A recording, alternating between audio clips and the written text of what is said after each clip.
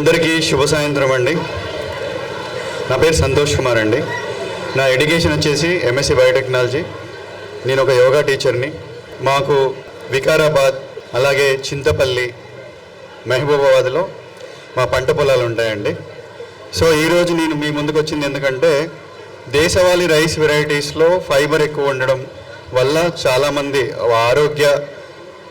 ఆరోగ్యానికి సంబంధించినవి చాలా లాభాలు ఉన్నా కానీ తినలేకపోతున్నారు. సో వాళ్ళ కోసము ఎవరైతే రైస్ని డైరెక్ట్గా అంటే బియ్యం రాత్రి నానబెట్టాలి, దాన్ని వండుకోవాలి, గంజి తీయాలి, ఇదంతా వాళ్ళకి కుదరని పని ఈ బిజీ యుగంలో.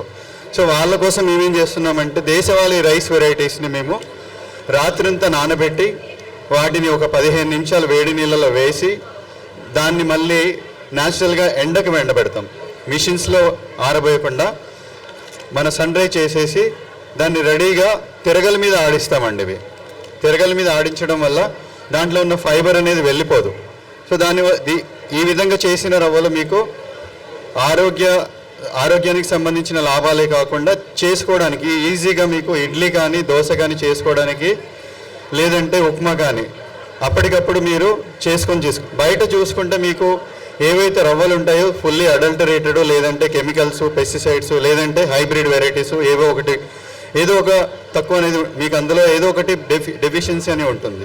కాబట్టి ఈ దేశవాళీ రైస్ వెరైటీస్లో ఏంటంటే కూలింగ్ ఎఫెక్ట్ ఉంటుంది.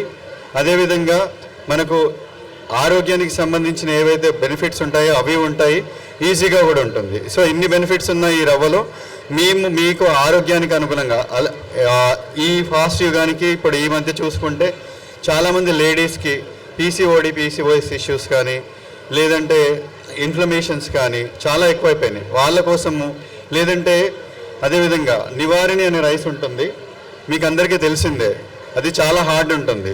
సో దాన్ని కూడా మేము రవ్వ రూపంలో ఇస్తున్నాము. ఈ విధంగా దేశవాళీ రైస్ వెరైటీస్తో మేము రెడీగా చేసుకునే విధంగా, అంటే ఇడ్లీ కానీ ఉప్మా కానీ చేసుకొని తినొచ్చు మీరు హ్యాపీగా. సో కావాల్సిన వాళ్ళు నా నెంబర్కి సంప్రదించవచ్చండి.